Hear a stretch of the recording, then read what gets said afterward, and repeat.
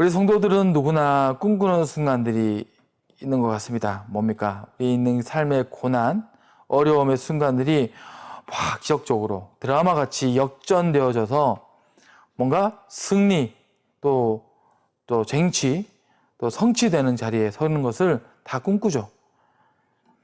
말씀 속에 나오는 사건들이 있겠지만, 이삭이 결국 르호봇의 우물을 판 것처럼, 맞죠? 요셉이 결국 그 용서와 회복의 자리에서 온 가족들을 껴안았던 그 순간들처럼, 많은 성경 속 주인공들이 승리와 영광을 누렸던 그 순간들이 우리 삶에서도 좀 이루어지기를 바라는 꿈들을 꾸겠죠.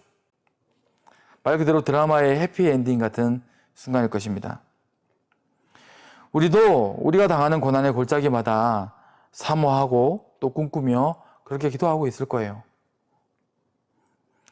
오늘 말씀 속의 바울을 또한 우리가 보게 됩니다. 어떤 상황 가운데 바울이 서 있습니까? 자신에게 주어진 모든 힘을 다해서 하나님의 일에는 열심을 다했던 바울이에요. 그런데 이 바울에겐 그 육신의 신상에 있어서 어떤 어려움이 있었음을 말씀은 전하고 있습니다. 오늘 말씀에 등장하는 바울의 육신에 있던 어떤 고통의 가시, 그가 고통을 사탄의 사자라고 부를 만큼 그 증상은 너무나 큰 고통이었음을 보게 돼요. 얼마나 아팠으면, 얼마나 힘들었으면 사단의 사자다. 정말 이거 악마 같은 고통이다. 그렇게 얘기했다는 거죠. 그러면 구체적으로 바울은 어떤 질병을 가지고 있었을까? 이에 대한 여러 추론들이 있어요. 왜냐하면 바울이 딱 이런 병 때문에, 이런 증상으로, 이런 고통으로 내가 아프고 힘들다 이렇게 쓰이지 않았기 때문에. 그중 하나가 바울에게 있던 눈병을 말하게 돼요. 안질이라고 하죠. 갈라디아서 4장 13절에서 15절 말씀을 보면 바울은 자신의 육체의 약함을 이야기하고 갈라디아 교회 교인들이 자신의 눈을 그에게 빼어내줄 정도로 사랑했다는 언급을 하면서, 또한 갈라디아서 6장 11절에는 바울이 큰 글자로 된 편지를 쓰고 있는 것을 말해요. 눈이 잘 안 보여가지고 큰 글자로 봐야 되고 글씨를 써야 되고, 이런 간접적인 증거들을 통해서 바울의 가시가 눈병이지 않았을까라는 주장도 있고요. 또 다른 추론은 바울이 선교 사역 가운데 말라리아라는 병에 걸려가지고 만약 말라리아에 걸렸더라면 머리의 열 때문에 눈이 잘 보이지 않거나 고통으로 막 떠나가지 않는, 또 회복되지 않는 쑤시는 아픔도 있을 거라고 말해요. 또 다른 추론으로는 그가 말을 함에 있어서 더듬거리거나 어눌함이 있어가지고 어려움을 겪었다는 말이 또 나와요. 고린도후서 10장 10절 말씀에 그들의 말이 그의 편지들의 무게가 있고 힘이 있으나 그가 몸으로 대할 때는 약하고 그 말도 시원하지 않다 하니, 바울의 이런 약점을 언급하고 있기 때문에 우리는 알 수 있어요. 바울이 뭔가 말하는 것에 뭔가 문제가 있었지 않았나, 더듬었는지 또 말하는 어떤 문제가 있었는지 모르겠지만 뭔가 약점이 있었어요. 그리고 또 비록 내가 비록 말에는 부족하나 지식에는 그렇지 아니하니라는 말씀이 또 고린도후서 11장 6절에도 등장하는 것처럼 말하는 것에 뭔가 문제가 있었음을 보게 돼요. 이 중에 무엇이 그가 언급한 사단의 사자이자 육신의 가시인지는 정확히 알 수는 없지만, 오히려 이런 정황들이 많다는 걸 뭘 의미합니까? 이거일 수도 있고 저거일 수도 있고 이거일 수도 있다는 말은 너무너무 힘들었다는 거죠. 그에게 있는 고통이 한두 가지가 아니었다는 것을 예상해 볼 수 있는 거죠. 그렇게 바울은 그 육신의 고통이 그가 감당할 사역에까지 지대한 영향을 주기 시작했고 큰 근심에 빠지기 시작합니다. 사역에 지장이 생기기 시작하니까 근심이 되고 어려움이 되는 거예요. 하나님을 증언하는 내가 이런 문제 하나 응답받지 못하고 해결받지 못한다면 어떻게 당당하게 하나님의 일을 잘 감당할 수 있을까 하는 시험에 이르기까지 했을까라는 예상을 해볼 수 있어요. 다시 말해, 무엇보다 바울은 그 육신의 문제도 문제겠지만 어쩌면 그 어려움 자체로 시험을 받고 있었어요. 왜 나는 이런 것들이 해결이 안 되지? 왜 나한테 이 문제들이 끊어지지 않고 없어지지 않는 거지? 스스로에게 가장 큰 질문이 있지 않았을까? 시험이지 않았을까? 하지만 바울은 결국 그의 그 모든 시련과 고난에서 반전을 이루어냅니다. 어떻게 이루어내죠? 앞서 말씀드린 많은 믿음의 선배들이 이겨낸 그 과정의 걸음들을 바울도 걸어내었고 승리하게 되었다는 거죠. 그러면 결국 모두가 걸어내야 하는 그 반전의 역사, 고난이 영광이 되어지는 기적의 그 순간들은 무엇이고 어떻게 이루어지는 것일까? 첫째로 먼저 바울은 간절히 기도했고 또 우리에게도 간절히 기도해야 됨을 말합니다. 그는 말씀에 나오죠. 간절히 하나님께 구해요. 근데 대답이 없었을 때 그냥 끝냈습니까? 진짜 간절하면 여기 나와요. 뭡니까? 그치질 않아요. 언제까지? 응답할 때까지. 그건 3번을 구했다고 나오는데 혹시 3번에 응답하지 않았다면 4번도 5번도 그는 계속 간구했을 거예요. 이것이 바로 간절함을 말합니다. 계속 두드리는 거. 그리고 우리가 해야 되는 것이 무엇인지 바울은 말해주는데 그는 모든 응답에 어떤 응답일지라도 아멘 했고 우리에게도 아멘 해야 됨을 말합니다. 자, 바울은 어떤 응답을 받습니까? 그는 내 은혜가 내게 족하도다 하시는 하나님의 말씀을 들었고요. 자, 그 응답은 무슨 말입니까? 거절하시는 거예요. 네 가시를 없애주지 않을 거야. 자, 그걸 없애주는 것은 내 계획 안에 있는 것이 아니야. 거절했죠. 네 그 고통을 네가 받는 게 좋게. 많은 성도들에게 있어서 사실 이 뒤의 말씀은 자, 자연스럽게 간절함으로 묵상되어지지 않아요. 왜 그렇습니까? 일단 이 말씀의 사건의 중심은요, 뭐냐면 응답이 내 뜻대로 이루어지지 않은 거, 성취되지 않는 것이 전제되어 있으니까. 내 소원이, 내 문제가 해결 안 되었는데 이 말씀을 그냥 그대로 아멘하며 받아들이기가 쉽지 않아요. 이 말을 제가 드리는 이유는 솔직히 저도 이 말씀을 읽을 때마다 예전에도 그런 말씀 드린 적이 있는 것 같지만 무언가 자연스럽게 아멘 되지 못했어요. 그래, 이 말씀이 다 은혜로운 말씀 같지만 3번이고 간절히 응답을 기도했는데 응답되지 아니한 것을 내가 어떻게 아멘할 수 있을까? 우리가 다음 걸음을 걸어내려면요, 이 일을 반드시 통과해내야 됩니다. 자, 응답되지 않는 이 일에 아멘할 수 있는 것을 이루어내야 돼요. 자, 이 과정을 통과하려면 무엇이 필요합니까? 2가지를 말씀드릴 수 있어요. 첫째는 자, 연단의 과정이 필요하고요. 성령의 도우심이 필요해요. 자, 연단과 성령 충만, 이것이 함께 역사되어져야 됩니다. 연단은 무엇입니까? 나를 부인하는 과정을 말해요.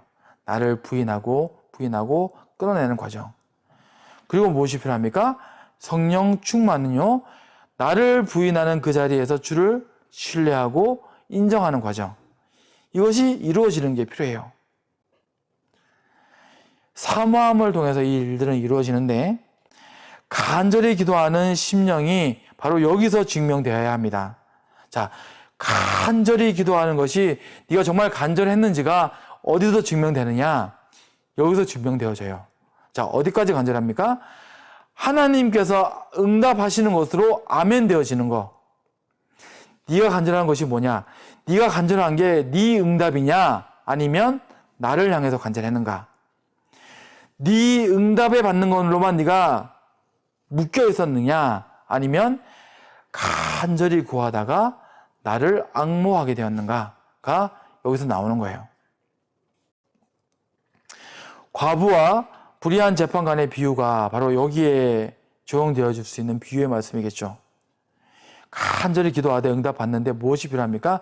낭망치 말아야 되는 것이 필요한데 과부가 불의한 재판관을 통한 이 비유를 통해서 예수께서 말씀하시는 것은 자, 하물며 이 불의한 재판관이 아니라 하물며 너희 아버지 하나님이 너에게 응답해 주지 않겠냐? 우리가 하나님께 구하는 것은요, 무엇입니까 대체? 문제를 붙들고 씨름하다가 우리 문제에 매몰되면 안 돼요. 간절히 2번, 3번, 4번. 자, 바울도 3번을 통해서, 3번의 간구를 통해서 자, 똑같은 간구를 한 게 아닌 거예요. 자, 우리가 예상해 볼 수 있는 거예요. 3번을 간구했는데 바울의 3번의 간구는 1번, 2번, 3번이 다른 의미였을지 몰라요. 그에게 있어서 베드로가 예수님에게 대답할 때 주여 내가 주를 사랑하는 줄 주님께서 아십니다 하는 그 3번의 고백이 그에게 다른 의미였던 것처럼 바울도 간절한 간구의 3번의 간구 가운데 자, 여기에 닿게 된 거예요. 어디에 닿습니까? 하나님께 아멘할 수 있는 간절함. 내 문제 해결이 아니라 하나님께 아멘할 수 있는 간절함. 하나님께 아멘할 수 있는 자, 이 과정을 우리가 통과하게 되면 다음의 과정이 이루어지게 되는데 결국 뭡니까? 나의 고난과 가시를 감사하는 순간에 우리는 서게 돼요. 내 가시를 오히려 감사, 내 고통을 오히려 감사하는 순간에 우리는 서게 돼요. 9절 말씀에 나에게 이르시기를 내 은혜가 내게 족하도다. 이는 내 능력이 약한 데서 온전하여 짐이라 하시니라.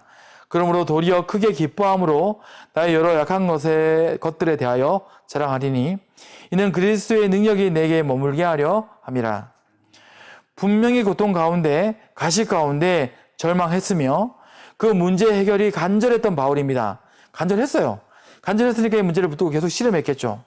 하지만 이 바울이 갑자기 어떻게 그의 약한 데서 온전해지고 오히려 크게 기뻐하며 열심히 내 약한 것들에 더 당당히 드러내며 자랑하기까지 하게 될 수 있었던 것인가? 마태복음 6장 33절의 말씀을 한번 읽어드리고 싶어요. 자, 아시는 말씀이죠. 너희는 먼저 그의 나라와 그의 의를 구하라. 그리하면 이 모든 것을 너에게 더하시리라. 이 말씀의 앞절인 34절의 말씀에는 이 말씀이 등장해요. 뭐냐면 주님이 분명히 말합니다. 먼저 언급하시기를 너희 하늘 아버지께서 이 모든 것이 너에게 있어야 할 줄을 아시느니라 라는 말씀을 하시고 이 말씀을 하세요. 필요가 뭡니까? 필요는 때로는 고통이 해결되어지는 이런 문제일 수도 있겠고 간절한 바람이 이루어지는 소원의 성취도 있겠죠. 필요는 때마다 틀립니다. 어떨 때는 문제 해결이 필요하고 고통이 낫는 것이 필요하고 어떨 때는 정말로 간절한 바람들이 성취되어지는 것이 필요하겠죠. 필요는 다 달라요. 근데 예수님께서는 이 모든 필요를 알고 계십니다. 이해하고 계시고 하지만 그 모든 것이 고통도 바람도 먼저가 되고 목적이 되며 근본이 되면 결코 응답도 결실도 될 수 없음을 말하고 있는 거예요. 앞서 말씀드린 바울이 그 육신의 문제도 문제지만 그 문제가 문제가 아니라 더 큰 문제가 뭡니까? 문제에 매여 있는 그의 마음, 문제에 지배당하고 문제에 시험 받고 있는 그의 마음이 바로 문제였다는 거예요. 그렇다면 대체 먼저이자 결국인 것, 하나님의 의와 하나님의 마음은 대체 무엇입니까? 너의 가시든 너의 자랑이든 그것들에 붙들려서 시험에 빠지거나 미혹에 빠지지 말고 오늘이라 일컫는 지금의 순간에 너는 너의 하나님 나를 구하라. 이 말씀이에요. 앞서 말씀드린 믿음의 사람들을 다시 보며 우리는 알아야 됩니다. 자, 이삭은요 르호봇의 영광과 승리 이전에 에색과 신나의 빼앗긴 우물로 고통받았지만 사람들은 고통으로만 생각하지만요 바로 그 때에 먼저 그는 하나님을 구하는 영광과 응답의 순간에 섰어요. 르호봇이 아니라 에색과 신나에서 처절히 그는 실험했을 때 하나님의 영광을 구했고요 그 응답을 취했다는 거예요. 르호봇 이전에 요셉도요 총리가 되어 그의 형제들을 당당히 품던 그 영광의 순간 이전에 어느 순간입니까? 끝도 알 수 없는 그 긴 시간 갇혀있던 감옥 속에서 하나님의 영광을 체험했어요. 나를 도우시는 하나님, 내 곁에 계시는 하나님, 계속 꿈에서 나에게 말씀하시고 보여주시는 그 하나님, 살아계신 하나님. 사람들은요 요셉이 그 형제들을 막 껴안는 그 총리의 영광스러운 그 자리, 이게 응답이죠. 근데 그게 아니에요. 하나님과 요셉만 알고 있는 영광의 순간은요 그 깜깜한 끝도 알 수 없는 그 감옥의 자리에서 하나님과 나누었던 그 은혜의 순간들, 밤마다 나에게 꿈으로 말씀하시고 음성을 들려주시며 환상을 보여주셨던 그 하나님의 순간들, 영광의 순간들. 바울도 그의 지혜와 지식 그리고 부어주신 은혜로 놀라운 사역들을 감당했지만 그에게 허락하신 고통의 가시로 마지막까지 버림받지 아니하고 하나님을 붙들고 끝까지 쓰임받는 복음의 종이자 결실이 되는 것은 바로 뭡니까? 오늘의 이 말씀. 가시로 처절히 고통받았지만 그것 때문에 하나님을 붙들고 감사할 수 있었던 그 은혜에 아멘할 수 있었던 이 자리, 이 순간 내 병이 치료되어지고 엄청난 역사와 기적을 일으켜가지고 하나님의 이름을 막 세우고 이게 아니라 처절한 이 고통 가운데에서도 하나님이 나와 함께 계셔. 자, 이 정말 아프고 힘든 이 시름 가운데에서도 하나님께서 그 음성으로 나에게 확실하게 말씀하고 계신 것을 내가 깨닫는 것. 오늘 말씀의 한 부분을 다시 봅니다. 9절 말씀에 나에게 이르시기를 내 은혜가 내게 족하도다. 이는 내 능력이 약한 데서 온전하여짐이라 하신지라. 그의 약함은 무엇입니까? 바울의 약함은요, 그의 가시가 아니었어요. 그가 그 전에 알기에는, 그가 인간적인 생각으로 알기에는, 야, 이 가시가 딱 약점이야. 사단의 이 사자가 딱 나한테 없어지면 좋겠는 내 안에 있는 큰 올무야. 생각했는데, 그게 가시가 아니에요. 오히려 주가 아닌 다른 것들에 매이거나 씨름하거나 미혹될 수 있는 나도 모르게 미혹되거나 또는 내가 잘난 것들 가운데에서 내가 내 지혜와 내 방법과 내 언변으로 사람들을 막 이렇게 갈 때 하나님을 잃어버리는 영광을 취하는 교만과 맞죠? 내 자랑 가운데에서 무너져 버리는 이게 더 무서운 가시일 수 있다는 거예요.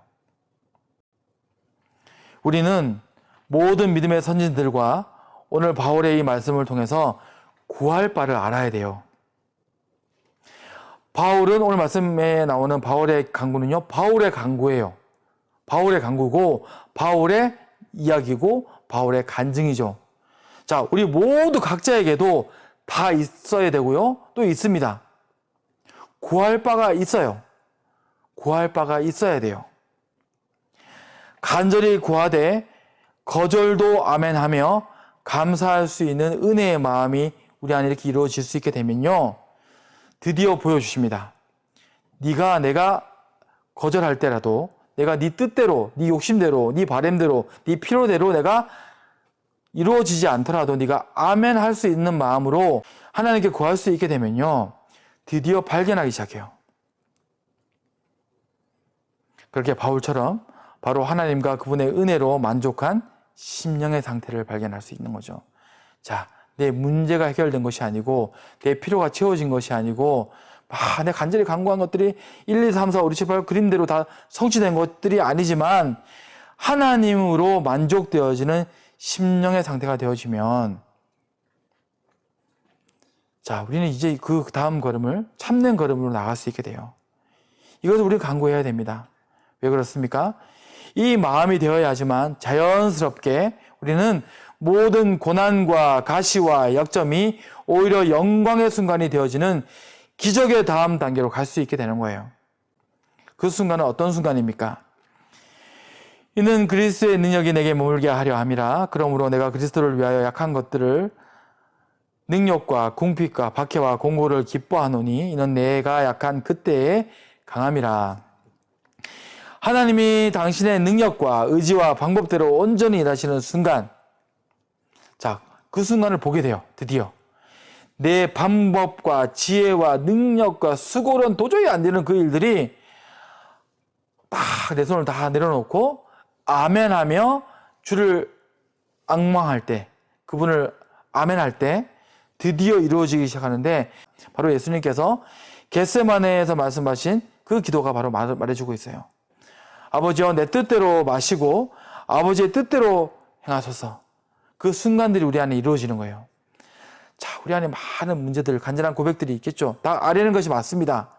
하지만 끝까지 그거대로만 응답해 달라고 고집부리면 안 돼요. 이대로만, 내 방법대로만, 내 욕심대로만 내 근심대로만 이거 좀 해결해 주세요. 이거 안 되면 나 아무것도 못해요. 이게 되면 안 돼요. 자, 간절히 아뢰는데요. 간절히 기도하는데요. 하나님, 너무 간절하고요. 너무 아프고요. 너무 힘들지만요. 주님, 다 이렇게 아뢰니까 내 뜻대로 마시고. 하나님 뜻은 무엇입니까? 너무 힘든데, 너무 답이 안 보이는데, 자, 나 어떻게 할지 모르겠는데, 하나님의 뜻은 어떻습니까? 부를 수 있어야 돼요. 그리고 아멘 해야 돼요. 그 뜻대로 이루시기를. 자, 어떻게 이루어집니까? 예수님께서 하신 이 겟세마네의 기도는 응답되어졌죠. 어떻게 응답되어졌죠? 십자가의 고통으로 죽었습니다. 맞죠? 고통이에요, 고통. 실패네? 죽었으니까. 야, 끝나버렸네, 결국. 내 간절한 기도대로 되지 않았기 때문에 결국 십자가를 졌네. 십자가 위에서 피를 흘렸네. 결국 죽었네. 하지만 어떻게 됩니까? 아버지의 뜻대로 이루어진 다음 걸음은 뭐죠? 부활하셨죠. 사망을 이기시고 완전한 몸으로 부활하셨어요. 이것은 유일한 길이자 모든 길이에요. 유일한 길이자 모든 길. 바로 뭡니까? 모든 것으로 성취하시는 하나님의 가장 선하고 지혜로운 길. 마태복음 6장 33절에 말하죠. 너희는 먼저 그의 나라와 그의 의를 구하라. 그리하면 이 모든 것을 너희에게 더하시리라. 자, 이 모든 것이라는 것은요. 자, 하나님의 가장 선한 방법. 하나님의 가장 지혜로운 그 길. 우리가 하나님을 구할 때 내 간절한 간구와 그 씨름 가운데 결국 내 방법, 내 응답, 내 결과, 내 고집을 꺾고 먼저 하나님을 구하고 그 의를 구할 때 결국 진짜 해결이, 진짜 응답이 이루어지는 거예요. 우리 삶 가운데 모든 것으로, 가장 선한 것으로 이루시는 하나님의 기적과 영광이 우리 모두에게도 이루어지기를 소원합니다. 이 말씀 가운데에서 그런 것 같습니다. 우리 모두 각자의 삶 가운데에도 우리가 각자의 몫을 붙들고 씨름하는 문제들이 항상 있어요. 하지만 우리는 그 씨름 가운데 자꾸 그 문제만 붙들고 씨름하다가는 우리는 결국 실족할 수밖에 없습니다. 하나님 손을 붙드는 것밖에 방법이 없어요.